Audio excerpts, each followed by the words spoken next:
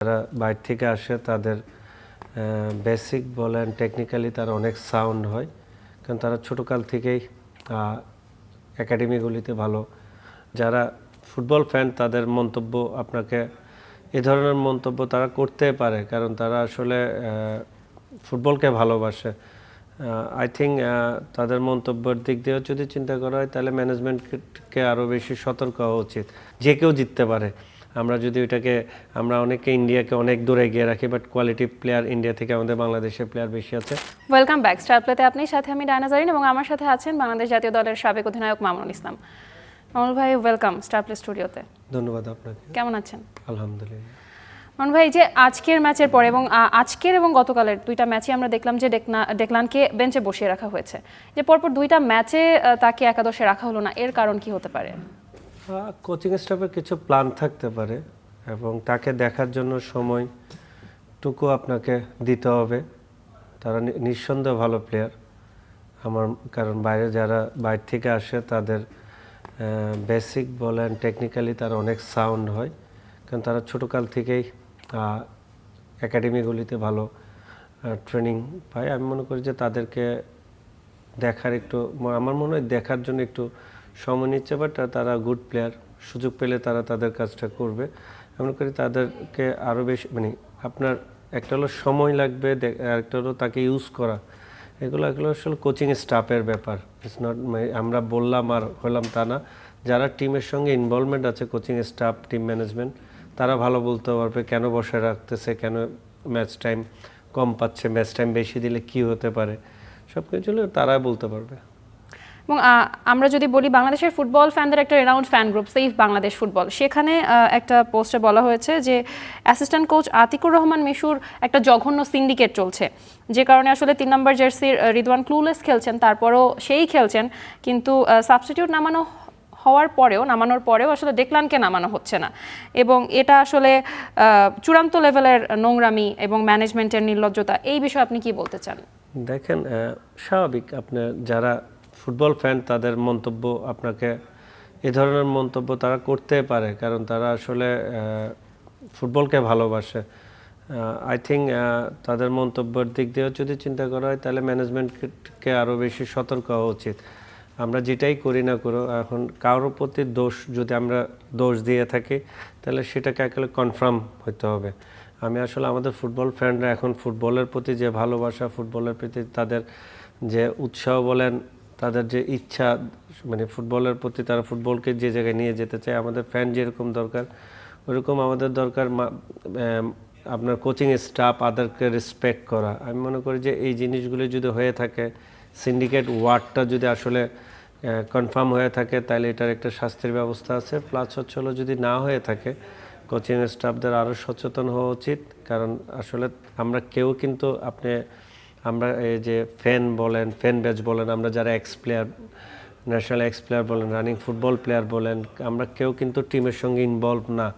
আমরা টিমের থেকে অনেক দূর বাইরে। আমরা যদি টিমের সঙ্গে ইনভলভ থাকতাম তাহলে আমি কোনো কিছু মন্তব্য করলে এটা একটা গুড সাইড থাকতো, ব্যাড সাইড থাকতো, বাট এখন আমি না, ইনভলভমেন্ট আমার নাই, আমি কোনো মন্তব্য করাটা এটা আসলে টিমের জন্য খারাপ হতে পারে। কারণ টিম একটা টুর্নামেন্টে গেছে, টুর্নামেন্টটা ফিনিশ করে আসবে, দেন ভালো রেজাল্ট একটা, যেমন আজকে আমি মনে করি ইন্ডিয়ার সঙ্গে 1-1 রেজাল্ট এত খারাপ না বলতে কেউ, বাংলাদেশ ইন্ডিয়া 50-50 ম্যাচ, যে কেউ জিততে পারে।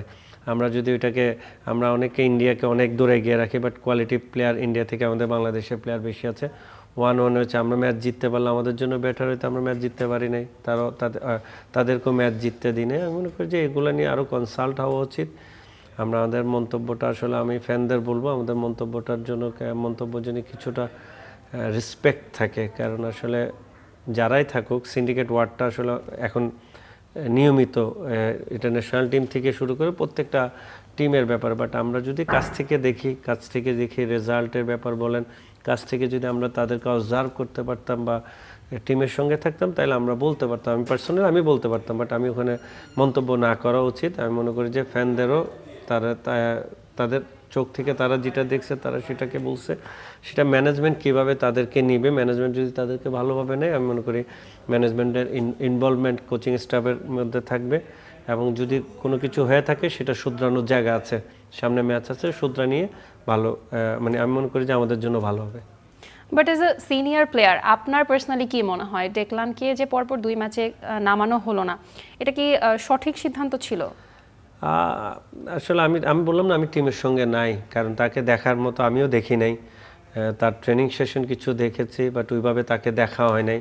আমি মনে করি এটা আসলে টিমের ম্যানেজমেন্ট বলতে পারবে, কোচিং স্টাফ, বেশিরভাগ কোচিং স্টাফই বলতে পারবে তাকে টাইম দেওয়া উচিত। আমার মনে হয় টাইম দেওয়া উচিত। আবার একটা ফাইনাল, আসলে ওই ফাইনাল রাউন্ডে খেলা তো তাকে খুব কম দেখেছি, এরকমও হতে পারে। বাট আমি মনে করি কিছু ম্যাচ তাকে টাইম দেওয়া উচিত, তাইলে তার বেস্ট পারফর্মটা আসলে আমরা সবাই দেখতে পাবো। কারণ এই ধরনের প্লেয়ার যখন বাইরের দেশ থেকে আসে, তারা অনেক আশা নিয়ে আসে, তারা দেশকে রিপ্রেজেন্ট করতে আসে। তারা আসলে, আমি মনে করি যে অনেক প্লেয়ার, কোয়ালিটিফুল প্লেয়ারই আসে, তাদেরকে সুযোগ না, মানে সুযোগটা যদি আপনি করে দিতে না পারেন, তাইলে তারা আবার সেই দেশে চলে যায়, তারা সার্ভিস দিতে পারে না ন্যাশনাল টিমে।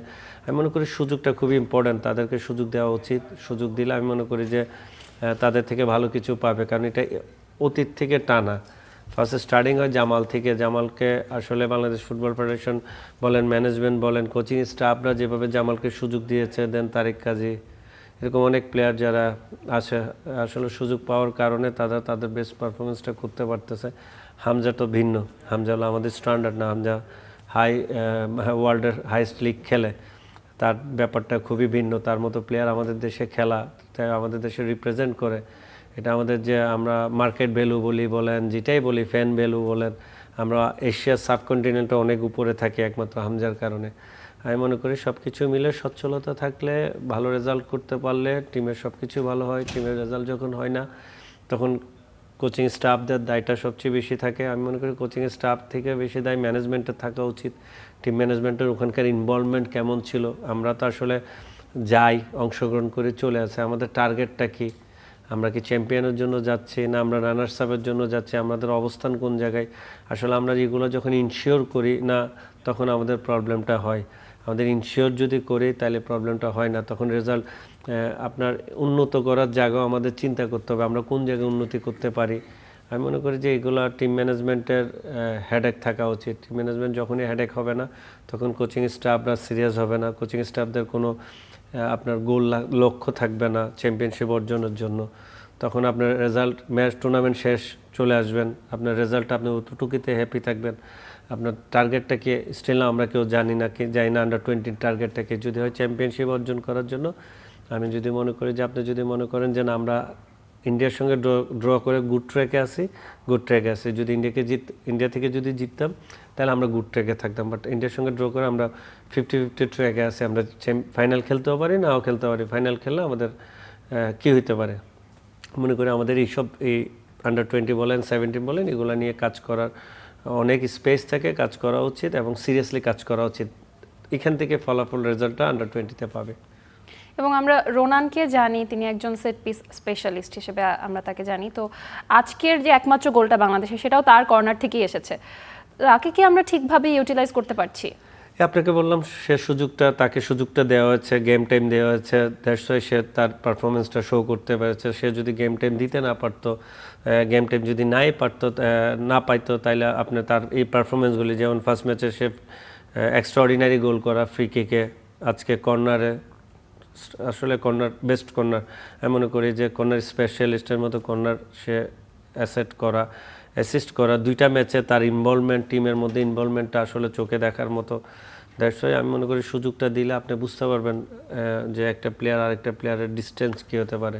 আমি এখনও বলি, বাইরের দেশ থেকে যারা আমাদের প্লেয়াররা আসে, তারা আমাদের দেশে অনেক প্লেয়ারের থেকে এক্সট্রাঅর্ডিনারি হয়, তাদের বেসিক সেন্স ভালো হয়, টাচ ভালো হয়। তাদের এখন আমাদের দেশের সঙ্গে, তাদের প্লেয়ারদের সঙ্গে, মাঠের সঙ্গে, টিমমেটদের সঙ্গে, তারপর হলো টিম স্টাফদের সঙ্গে কীভাবে অ্যাডজাস্টমেন্টটা যত তাড়াতাড়ি আমরা করব, তাদের করতে একটু লেট হবে, আমরা যত তাড়াতাড়ি করব তত তাড়াতাড়ি আমাদের জন্য বেটার হয়।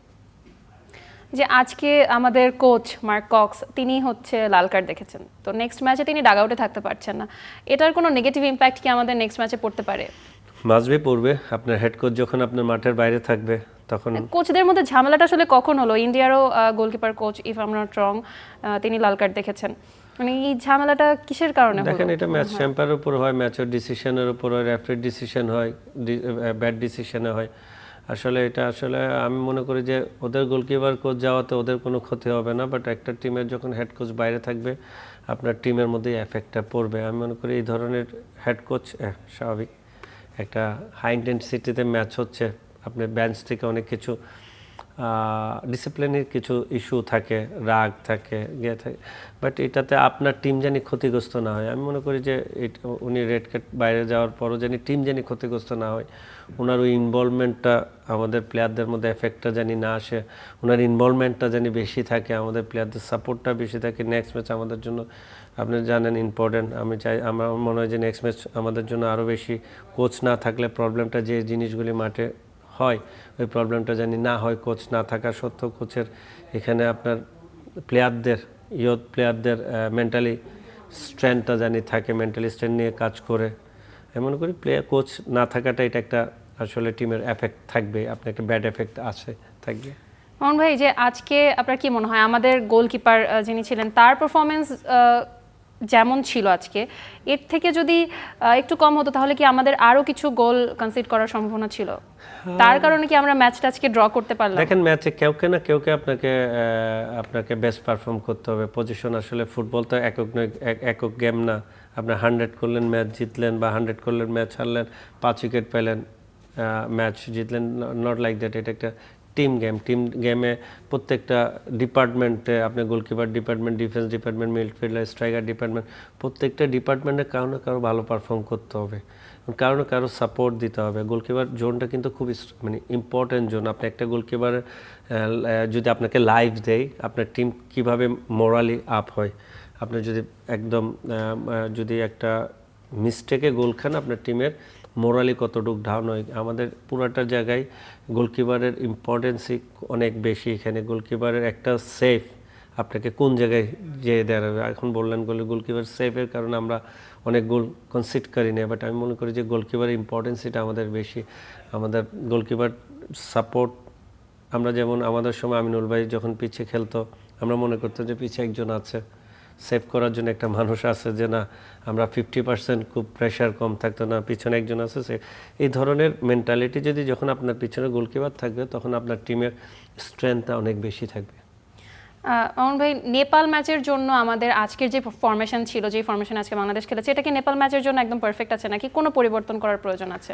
দেখেন আমি তো জানি না আমাদের ফিলোসফি কি, আমাদের ফরমেশন, খেলা দেখে কি মনে হচ্ছে ফরমেশনের ফিলোসফি কি। প্রত্যেকটা টিমের, প্রত্যেকটা দেশের, প্রত্যেকটা ক্লাবের একটা ফিলোসফি থাকে। অ্যাটাকিং বলেন, প্রেসিং বলেন, লাইক বার্সেলোনা সিস্টেম, টিকি-টাকা সিস্টেম বলেন, মরিনের মতো ডিফেন্ডিং কাউন্টার অ্যাটাকে ফুটবল খেলবেন। এখন আমাদের টিম কিভাবে খেলবে, আমাদের টিম কিভাবে তাদেরকে জাজ করবে, সেটা ডিপেন্ড করবে তাদের উপর। নেপাল কি আমাদের থেকে স্ট্রং নাকি?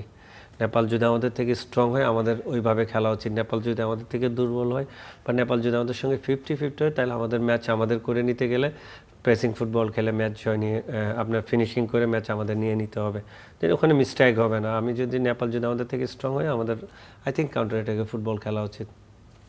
তো সেমিফাইনালে বাংলাদেশের জন্য সবচেয়ে বড় চ্যালেঞ্জের জায়গা কোনটা হতে পারে নেপালের সাথে?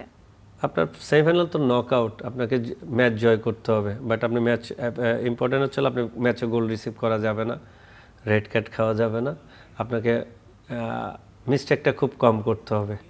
কারণ এই ধরনের ম্যাচে আপনি যখন মিস্টেক করবেন, তখন আপনি ম্যাচ আপনার নিয়ে রাখতে পারবেন না, এবং সুযোগ পেলে অ্যাভিল করবেন। সুযোগ মানে স্কোরিং ক্ষেত্রে আপনি যখন চান্স পাবেন, তখন অ্যাভিল করতে হবে। তখন আপনি যখনই সুযোগ পাবেন, অ্যাভিল করবেন, স্কোর করবেন, ম্যাচ আপনার। আপনি যখন মিস্টেক করবেন, ম্যাচ তার। তাই এই ধরনের ম্যাচে 50-50 ম্যাচে, সেমিফাইনাল ম্যাচ, আপনাকে তারা বেশি সুযোগও দিবে না, আপনিও তাদেরকে দিবেন না। এই জায়গাটুকুতে আমি মনে করি যে স্কোর করতে পারবে, গোল যত তাড়াতাড়ি বাইর করে নিতে পারবে, তত তাড়াতাড়ি আমি মনে করি বাংলাদেশের জন্য বেটার হয়। শেষ প্রশ্ন মামুন ভাই, আজকের ম্যাচে ইন্ডিয়ার গোল করেছে বিশাল যাদব, আর বাংলাদেশের জন্য ফাহিম। কার গোল আপনার কাছে মনে হয়েছে যে বেস্ট? আমি মনে করি অ্যাসিস্টটা আমাদের টিমের, আপনার কর্নার প্ল্যানটা আমার কাছে ভালো লেগেছে। কারণ যে কর্নার মারছে, সে খুব সুন্দর মারছে, যে সে কানেক্ট করছে পিচ থেকে, দারুণ কানেক্ট করছে। আমি মনে করি যে এই গোলটাই এগিয়ে রাখবো, দেশের গোল যখন। Thank you so much Mamun ভাই আজকে আমাদের স্টুডিওতে আসার জন্য এবং সময় দেওয়ার জন্য।